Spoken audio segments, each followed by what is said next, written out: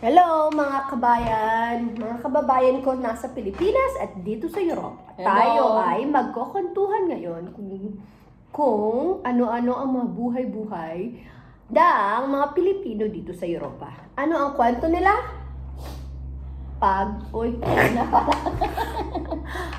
Ano ang mga kwento nila ating i-discover?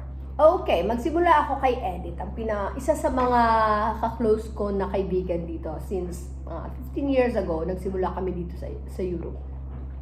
So, kahit na iba't ibang yung iba't ibang mga napuntahan namin sa buhay, we're still connecting with each other here. So, ngayon wala akong ligo, but still, Edith, kwento natin, paano ka pala nagsimula dito sa Europe? Paano ka nakarating at ano yung ways? Kasi marami-rami yung kwento mga Pilipino dito na parang paano nagkapunta.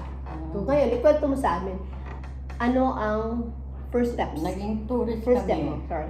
From papuntang Finland. Finland kami.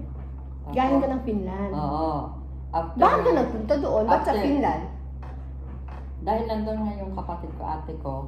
May ate ka Mga doon. pamangkin ko, oo, Mm-mm. may pamilya na sila doon. Tapos nag-tourist kayo Tapos, doon. oo. After, After 2 months kami sa Finland. Tapos pumunta na kami ng Brussels dito. Diyan nga nag-chat yung pinsa ko, si Lisa. Si Lisa. Punta dito. Nagkapinsan ka dito sa Belgium. By the way, mga kabayan, nandito kami sa Belgium, Brussels ngayon. So, ito yung lugar sa Europe na parang tawag namin ay the capital of Europe. Kasi nandito yung European Commission. So, parang ito yung heart of Europe. Ang tawag namin dito sa Belgium. Brussels, I mean. So, tapos, Ito na yung, siyempre, chance mo na nandito ka magtrabaho. pero iniwan mo lahat doon sa Pilipinas. Oo, iniwan ko na silang lahat doon. Ano ang Malalaki trabaho? na sila eh, wala na. Iniwan mo yung pamilya mo doon. Mm-mm. Pero yung yung pamilya mo doon, may mga anak ka doon. Oh, may mga anak ako doon, 4. 4. Pero, Pero, ilang taon sila nung nagtatrabaho iniwan? na yung nalambunso ko ang college. Pero ilang taon sila noon nung iniwan mo? Mga, ilang taon na, Octo na yung panganay ko. So bata ka nag-asawa. Mm-mm. Ilang taon kayo nag-asawa? 17. Ang bata. Ang bata. 17, madam. Tapos 17. Ah. Tapos yung mga panganay mo, sino kaedad mo na rin, no? Mga Oo. 40. Ang galing. Kaedad. Tapos, nung pumunta ka na dito, dumiretso ka na sa pinsan mo. Mm-mm. Dito na kami. After 2 months, bago pa, mag 3 months, di ba? Singing visa kami. So, yung- Pumunta na kami dito. Pero yung umuwi ka sa Pilipinas, anong umalis ka galing Pilipinas, yung mga anak mo, may mga pamilya na rin? O yung bunso mo lang ang wala pa kasawa? Lahat sila yung mga 4 mong anak, Yung dalaga. 3. Yung 3 may Oo, may mga anak na sila. So, walang gaanong- Isa. Yung bunso, yung nag-aaral pa ng college noon yun. pero Ay, malaki-laki na rin. pinagraduate ko Hindi ganun yung, di ba yung mga kwento dito na maliliit pa, iniwan. Hindi, So, hindi malaki kaya na- yun. malaki na sila nung pero may pagsisisi ka na umalis ka sa Pilipinas. Hindi naman. Wala. Wala naman. Ginusto ko na rin pumunta dito, maghanap buhay, mabago ang lahat. Ano. May nabago. Dahil ako ang single parent lang ako. May nabago ba?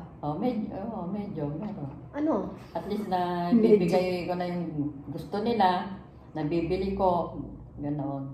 Nung hindi pa ako nakabili ng aking maliit na bahay. Pero kahit na, At least may- napag-graduate ko na yung bunso ko. Oo. Lang. Yun, napag-graduate mo yung Mm. bunso mo. Pero yung Edith, yung asawa mo, wala ka ng contact. Kasi Wala na. since sabi mo, hiwalay na kayo. Wala Hiwalay na. na kayo. Ayaw niya ako kontak para lang siguro. Alam mo na, pag walang kontak daw, parang legal na silang magpakasal o ano. Pero Ay. hindi naka-record pa rin yun sa NS. Pero Edith, sa Pilipinas nandun ka pa, anong trabaho mo? Doon ako sa SC. Ay, Ano yun? sa justice ako, dalawang Ah, justice sa court, na, Supreme Court ka nakapagtrabaho. Doon ka the nag-work. highest court. Tapos dito, nagkukudkud ka. Oo. Nakakatawa. Anong feeling? Anong feeling nung Kaya lahat ng simula? sira, Paano mo nag... sa kamay mo sira. Pero paano mo nag-start? You know, it must be very difficult not to start a job na parang wala kang alam. Paano ka nagsimula? Paano mo... Ay, Paano yung ano? yung first job ko dito, siyempre hindi ko alam. Pati mag-oven, mag-vacuum, tinuruan ako na ano. First time mo mag-oven ng pizza, Wednesday, di ba half day ang mga bata? Oo. Ay, wala na kanya yung mga alaga ko noon. Dahil nasunog, hindi nga. Nasunog. Kasi Nasunog. hindi ko pa. Kaya Hindi mo alam, nilagay na hindi sa mo English yung, ano, di ba, friends? Oo. Yun, hanggang sa natutunan ko na. Nasunog. So, walang snacks yung bata. Nakakatawa Hindi ko yung, makalimutan yun talaga. yung una mong mga ano dito. dati. First time ko yun. Magluto. Pero naiiyak ka noon nung simula ka dito. Ay, pinipigilan ko na. Ano ba ito? Sabi Kasi ko, mabigat. gusto ko nang- Parang gusto ko nang bumalik. Sabi ko gano'n. Pero nilakasan ko ng loob ko. Ay, hindi pwede sa akin. At least ngayon, may maliit ka Kailangan na na pumayod. Pero ngayon, masaya ka edit ngayon. Oo, Sa buhay masaya mo na. dito sa Belgium. Pero ngayon malungkot ako dahil wala akong trabaho. Oo nga. Pero ano na tayo, pero hindi kasi dito sa Europe kasi, Oo. mahirap din. Ngayon, napahirap pa na rin sa panahon ngayon ng Hirap amo. na maghanap na. Ay, Nagtitipid na sila lahat dahil nga bagsak na ekonomiya dito sa Belgium. So, hindi Kaya na rin siguro. ganun kabilis makahanap ng work. Pero at least, may makikita pa rin na konti-konti, hindi man siguro Oo. full time. Pero ngayon, di ba? Sanayan lang naman ng sanayan lang. Kasi ako nasanayan na rin ng weather dito, lahat na. Kasi siyempre, pag hindi pa ako nagbabakasyon, sinabi ng mga nagbabakasyon, ako, edit, pag umuwi ka ng Pilipinas, hindi ko na alam kung magtatagal ka doon sa yung maalikabok, mainit. Pero ngayon, wala kang papel. Oo, may papel dili. Oo. Pero, ano, kasi sa atin kasi so 15 years ka rin hindi nakaka-uwi. So, hindi ka na rin sanay sa weather sa atin. Ano? Oo. Siguro, kasi Pati ako nga rin, siguro yung mga bilihin, at saka yung traffic. alam mo dati nung naalala ko yung, Dito, sakitin ako pag sa mainit. Oo. Kaya allergic nga ako sa init. Hindi ako pwede sa mainit. Kaya lagi ako nagkukulaps noon. No? Nasa Supreme Court, lagi ako na ambulansya. alam mo nung nasa Pilipinas ako, may mga kakilala ko na galing Amerika, umuwi sa Pilipinas, ano. Tapos naaartihan ako sa kanila kasi naiinitan daw, i-on yung aircon. Akala ko, nag-iinarte lang sila. Akala ko lang pala ngayon. Ngayon nandito na ako. Hindi pala kasi sanay ka na sa weather At dito. saka doon daw lang lalagkit ka, di ba? Oo, nalalagay. Pero pag feel ko, arte-arte naman to, hindi pala At kasi saka yung sanay sila. alikabok, di ba? Mga insekto, hindi na tayo sanay na nakakita ng insekto. Siyempre pag doon, diling-dili ka talaga. So ngayon, Edith, ano ang mensahe mo sa mga Pilipino o kabayan natin na gustong pumunta dito sa Europe? Ang masasabi ko lang, kung maganda naman ang hanap buhay ninyo dyan sa Pilipinas, huwag na kayong matim na pumunta pa ng abroad. Dahil kung minsan nag-abroad ka nga, hindi mo naman alam yung dadapnan mong trabaho, kung totoo nga yun, in-applyan mo. Diba? Oo, lahat.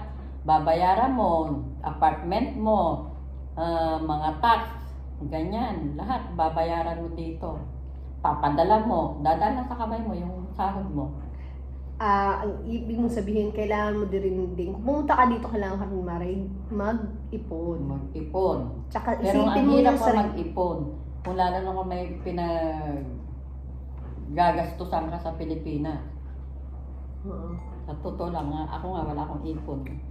Kaya ngayon mga kabayan, ito ang storya ni buhay ni Edith at magkita namin at magkita-kita at kayo ulit sa susunod na mga interviews. Bye-bye!